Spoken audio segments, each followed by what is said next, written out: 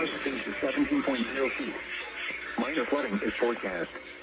Forecast. The river is expected to rise above flood stage late.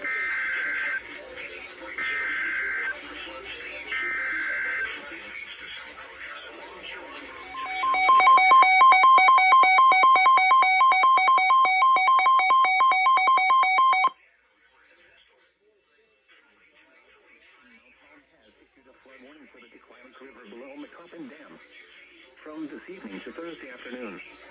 At 4:10 p.m. Tuesday, the river level was 4.9 feet. Flood stage is 5.5 feet. Minor flooding is forecast.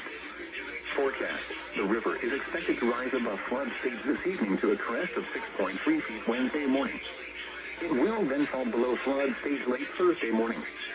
Impact at 5.5 feet. Road closures begin in both Butler and Bloomingdale due to flooding. Impact at 6.5 feet. Both main streets in Butler and Bloomingdale flood. Several commercial properties are also flooded. The Hamburg Turnpike experiences significant flooding.